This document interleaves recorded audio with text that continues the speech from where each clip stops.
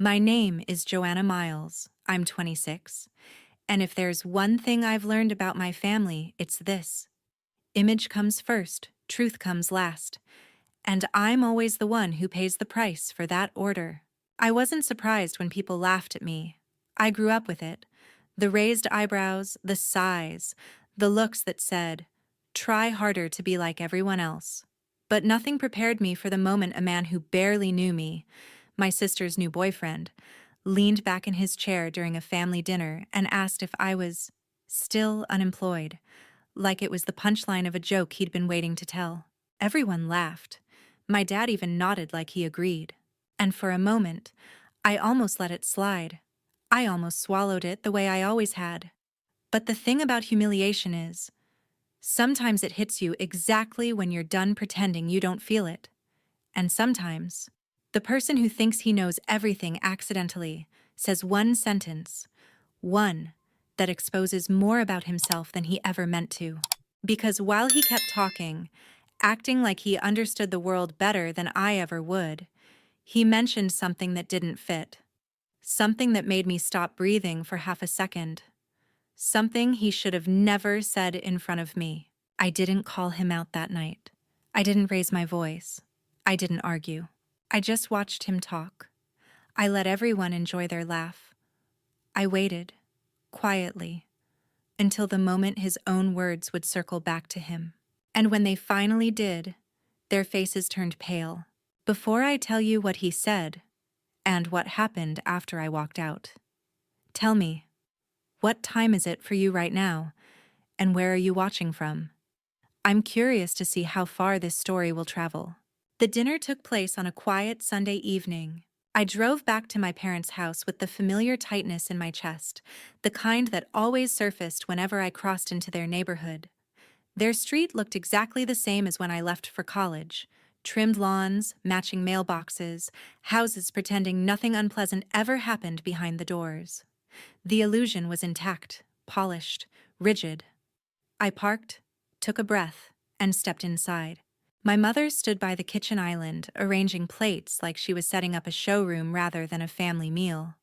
She greeted me with a smile that felt more like a checklist being completed. She didn't ask how I'd been. She asked why I was cutting it close, as if arriving a few minutes before dinner signaled some deeper personal flaw.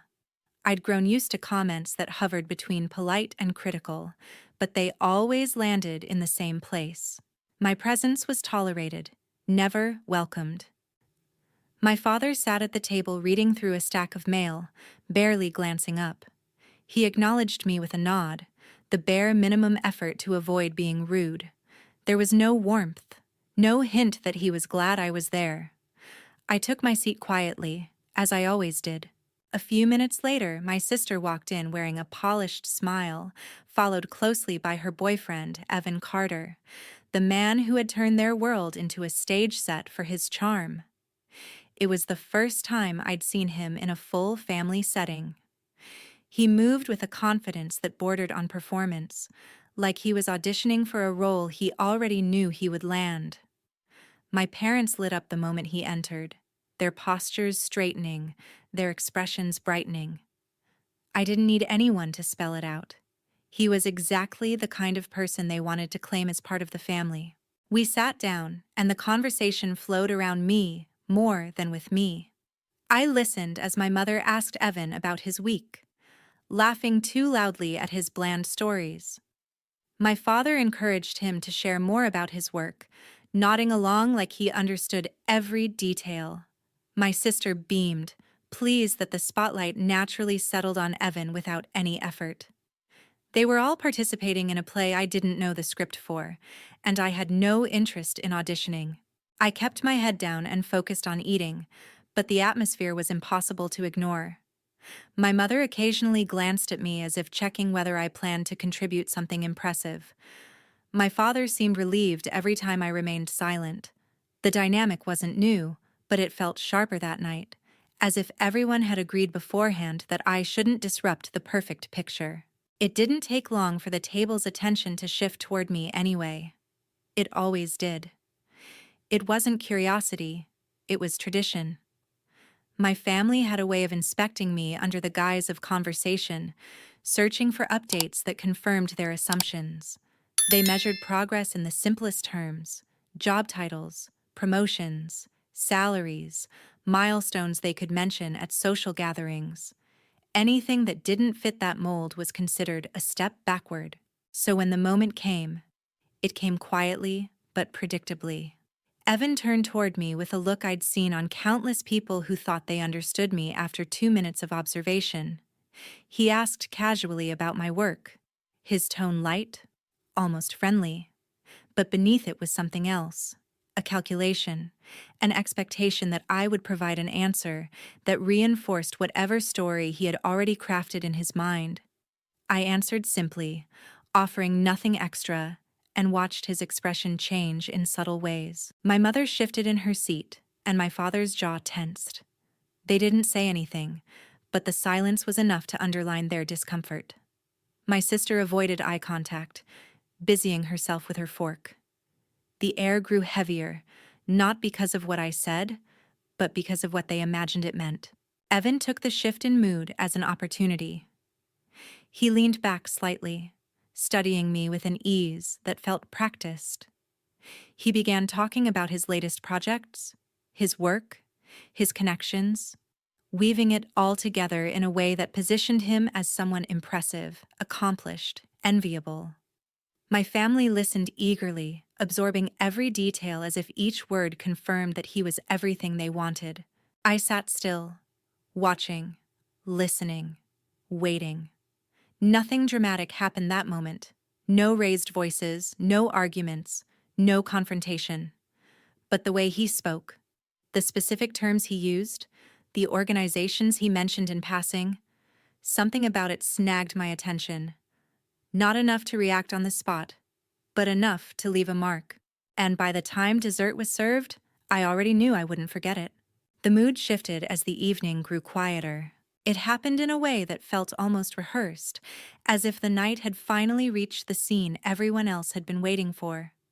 Conversation drifted, plates emptied, and the laughter around the table softened into a warm background hum.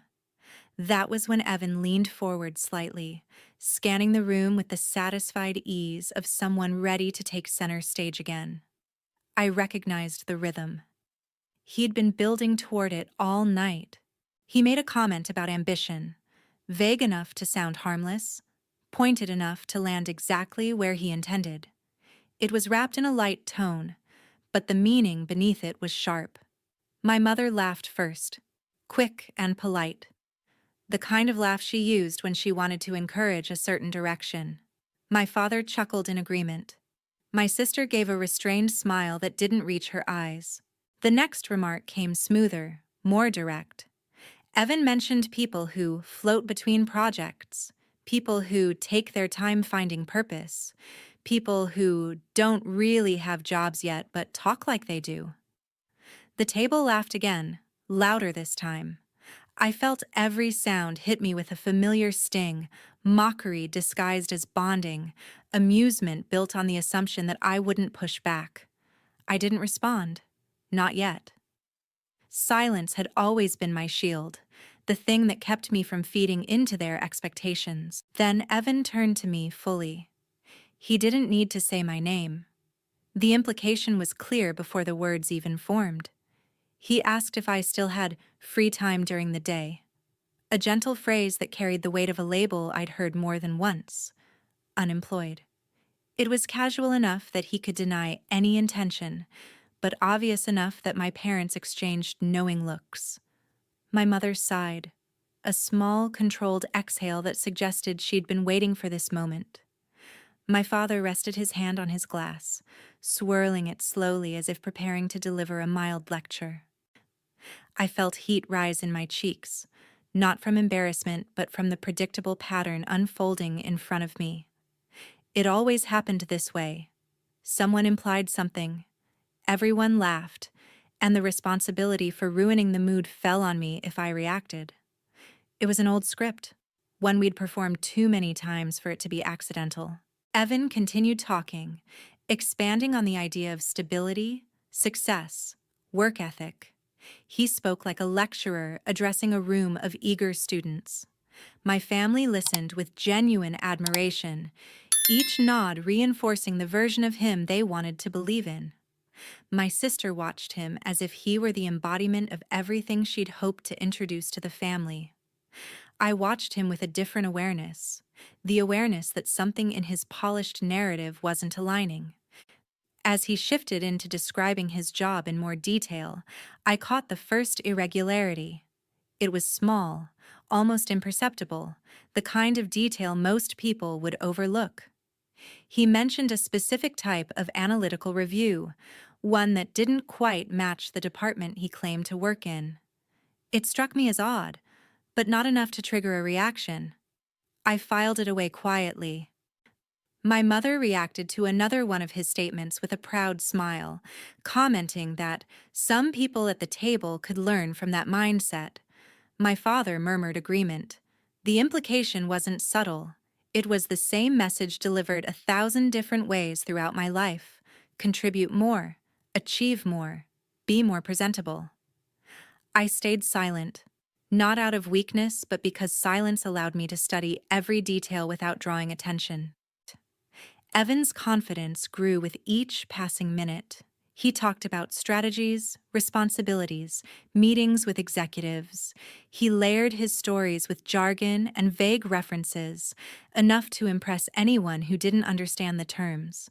But something about his explanations felt too smooth, too curated, like he had memorized pieces from different sources and stitched them into a persona he wanted others to see.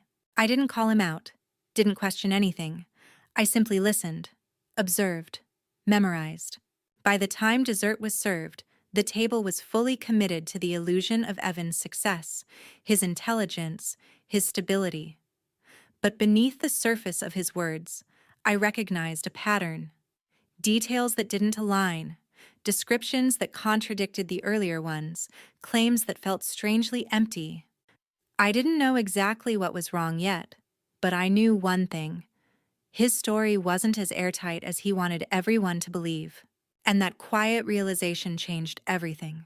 The days that followed moved with an unusual heaviness. I returned home after the dinner feeling drained in a way that didn't fade overnight. It wasn't exhaustion, it was a mental residue left behind from being pushed into a familiar role, the one where I was expected to absorb the laughter, the judgment, the subtle ways my family measured worth. Yet this time something lingered beneath the surface, something sharper than embarrassment or frustration. It was curiosity, the kind that doesn't go away once it settles in. The first inconsistency I noticed during dinner replayed itself in my mind the next morning, looping quietly while I made coffee. Evan had described responsibilities that didn't exist in the department he claimed to work in, at least not in the structure I knew from my own experience in consulting circles. At first, I wondered if he'd simply exaggerated to impress my parents, but the more I thought about it, the more the pieces refused to fit. Still, suspicion alone wasn't enough to pursue anything. People embellish all the time. It wasn't unusual, but the certainty with which he talked, the performative precision, the broad statements reinforced with vague terminology, felt too deliberate. It nudged something in me, a sense that I hadn't been shown the full picture. A quiet afternoon arrived, and with it, space to think clearly. I sat on my couch, laptop closed, phone silent, replaying every detail I could remember from dinner. The way my mother leaned in when Evan spoke, the admiration in my father's nod, the way my sister's posture changed whenever he described his accomplishments, and woven into all of it was the contrast. Their complete dismissal of me the moment Evan painted me as someone drifting without direction. That part shouldn't have mattered. I had long stopped seeking validation from them, but it wasn't their reaction that stayed with me. It was how confident Evan felt delivering a narrative that shifted the room instantly. A narrative he supported with statements that didn't align with what he claimed to be. So I started with the simplest step: research. I didn't dive into anything deep or invasive at first. Instead, I looked for public information, basic employment records, company structure, leadership names, published projects. Nothing was out of bounds. Everything was available to anyone willing to look. And ironically, the information I found didn't immediately confirm anything wrong. On paper, everything matched the image Evan presented. But the details he used during dinner didn't appear anywhere. Not in job descriptions, not in team structures, not in the summaries of ongoing initiatives. They were pieces that existed in different roles, different divisions, different offices entirely. Even then, I tried to give him the benefit of the doubt. Maybe he worked on cross-functional assignments. Maybe he had responsibilities not listed publicly.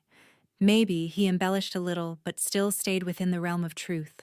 Yet the more I examined it, the more the gaps widened.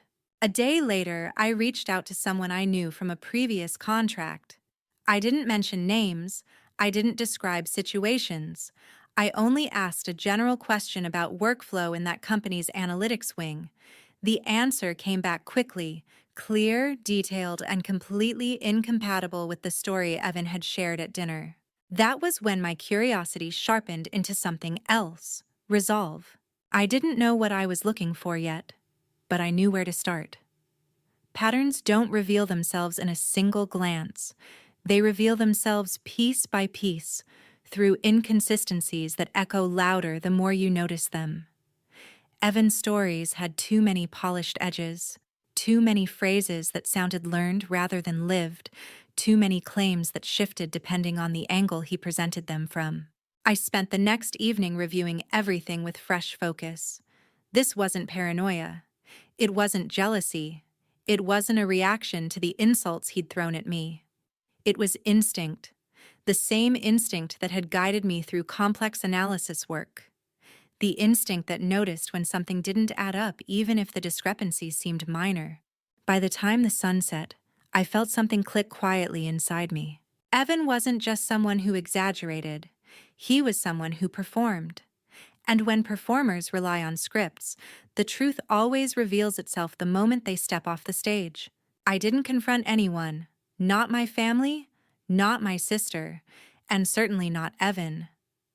I didn't tell anyone what I was doing. I didn't hint at anything. I simply allowed the questions to guide my next steps, knowing that the answers would come if I followed the inconsistencies to their source. And even though I didn't realize it then, everything that followed began with that single decision: to look closer. The next step came quietly, almost without planning. It started with a simple message to Alex Nguyen, someone I had once collaborated with during a contracting assignment.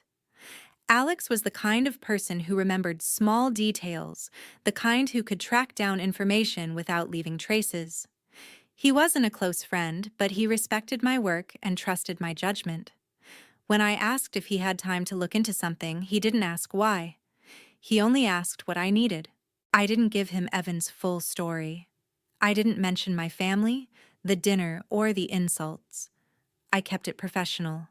Just a name, a company, and a few vague questions about employment records. Alex agreed to check, said it might take a day or two, and that was enough. I closed my phone afterward and forced myself to step away from the situation, at least for a moment. But distance didn't quiet the thoughts. I found myself going back through everything I'd observed recently. There was a rhythm to Evan's behavior. He presented himself as someone important, someone whose presence automatically demanded respect. People responded to that confidence, my family included. The more I studied him, the clearer it became that he wasn't just maintaining an image, he was protecting it.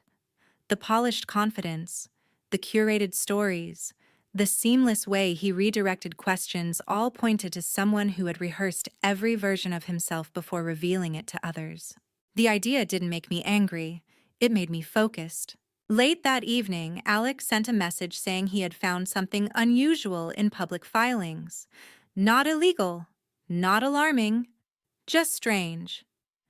Evan's name appeared on paperwork linked to a small consulting entity registered out of a virtual office suite. The company had no website, no staff listings, no project history. It existed on paper and nowhere else. The discovery didn't surprise me, but it deepened my curiosity. People register small LLCs all the time.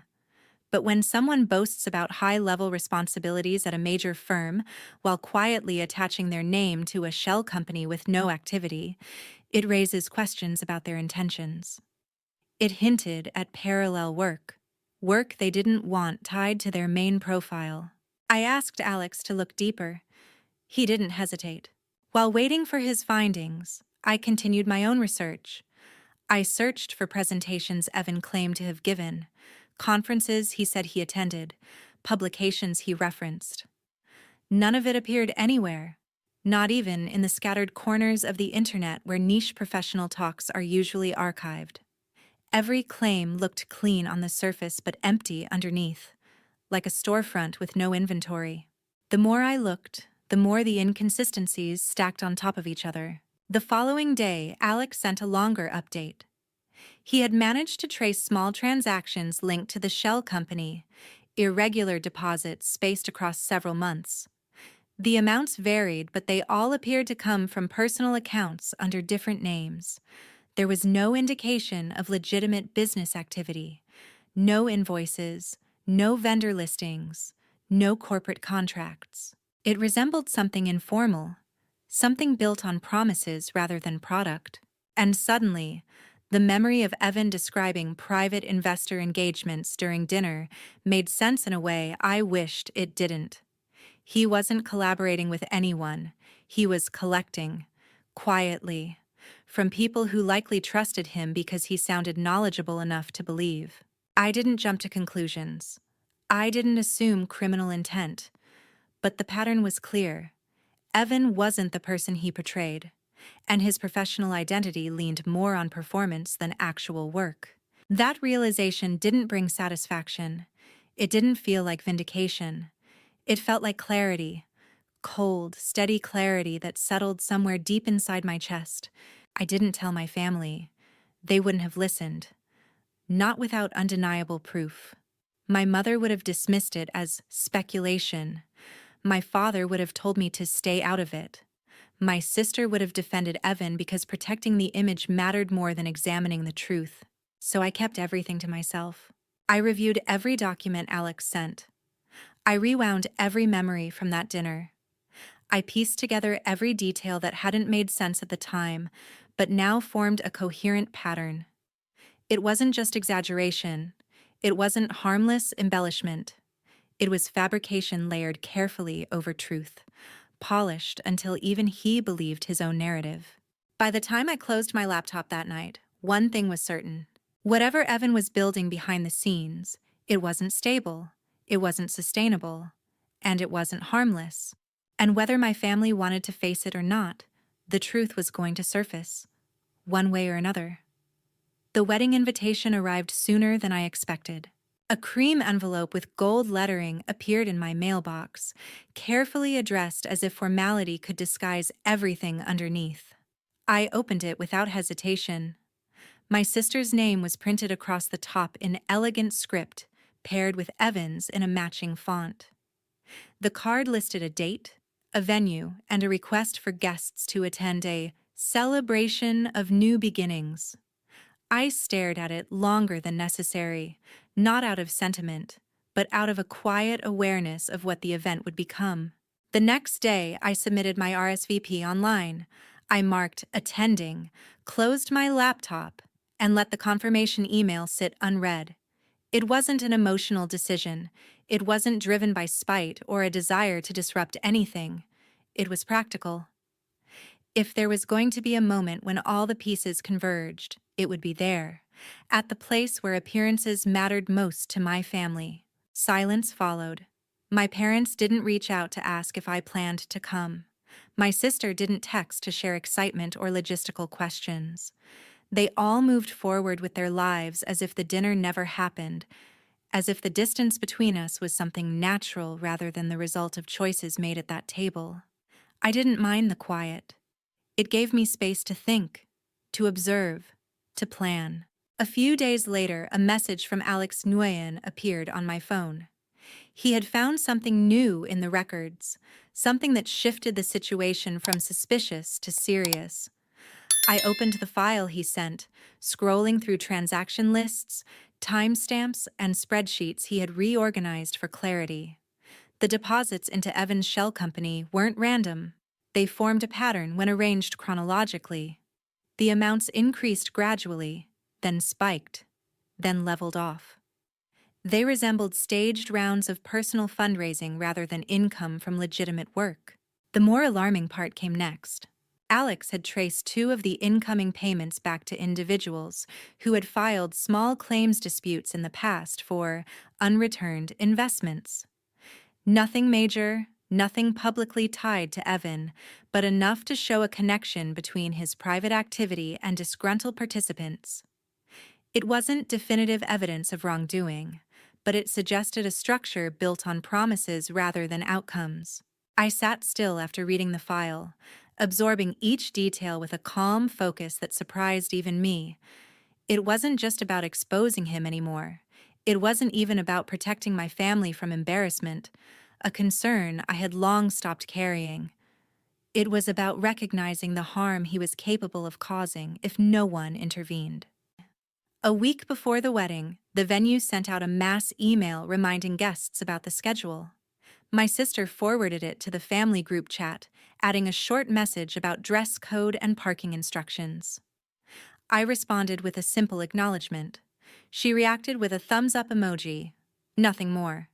It was the most contact we'd had since the dinner. On the day of the rehearsal dinner, I received another file from Alex. This one contained something different. Screenshots from an online forum where users discussed private investment opportunities. A profile that matched Evan's writing style appeared repeatedly, promoting a project described with buzzwords but lacking transparent documentation. Some users praised him. Others questioned the legitimacy of his claims. One mentioned losing a significant amount of money. The posts dated back nearly 2 years. That was enough. Not enough for authorities to act. Not enough to accuse him publicly without context, but enough for me to understand the scale of what he was attempting to build, and the danger my sister would be stepping into by tying her life to his. I didn't make a plan in the traditional sense. There were no long rehearsals, no dramatic build-up, no rehearsed monologue. I simply gathered everything, every document, every inconsistency, every piece of information Alex uncovered, and stored it in a single folder. Facts didn't need embellishment. They only needed the right moment. The wedding provided that moment.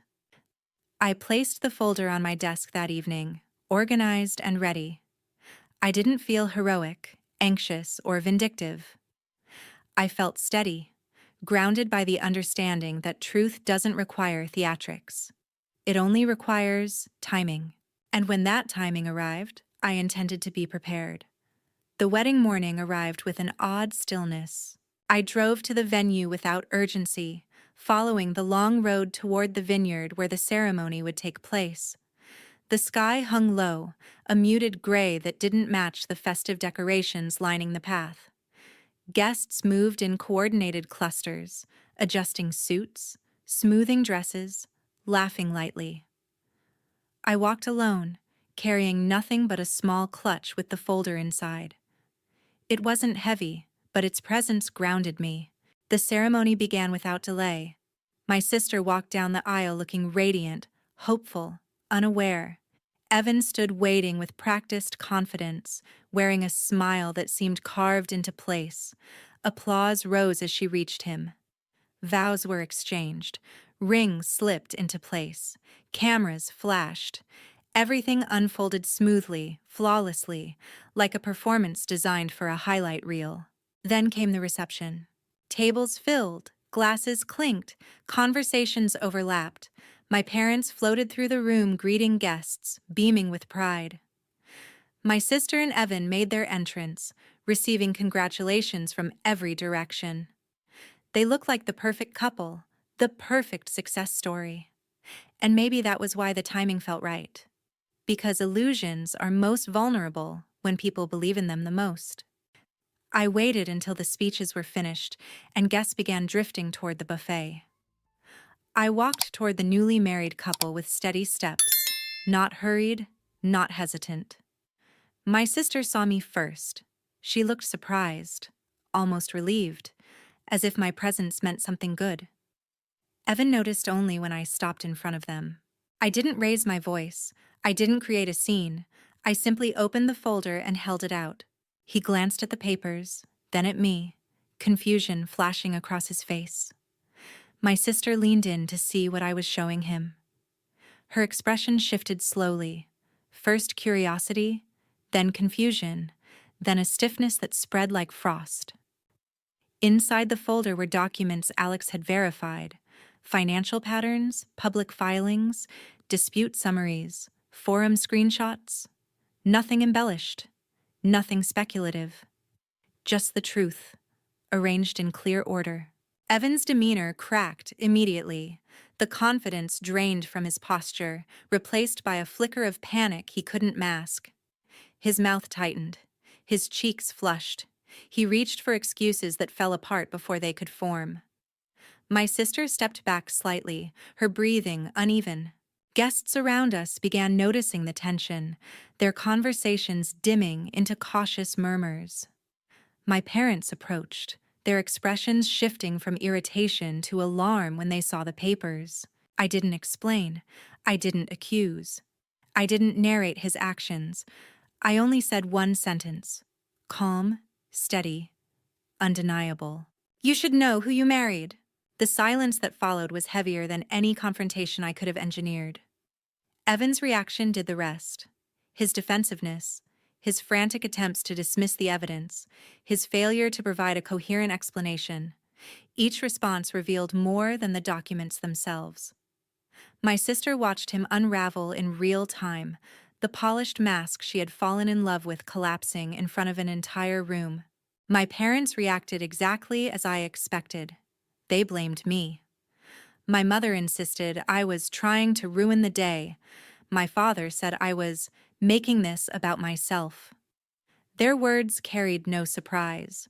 They were echoes of every moment they had dismissed my perspective in favor of whoever stood taller, spoke louder, or projected certainty. I didn't stay to defend myself. I didn't wait for validation or apologies. I stepped away from the cluster forming around the couple, walked past the rows of tables, and headed toward the exit. No one followed me. Not my parents. Not my sister. Not even Evan, who was too busy scrambling to salvage the image he had constructed. Outside, the air felt lighter. I reached my car, placed the now empty folder on the passenger seat, and sat for a moment, letting the sounds from the reception fade behind me. I didn't feel victorious. I didn't feel regret. What I felt was clarity. Sharp, clean, long overdue. Cutting ties wasn't dramatic. It wasn't painful. It was necessary. As I drove away, I understood something I had spent years resisting. Sometimes the family you're born into isn't the one that protects you.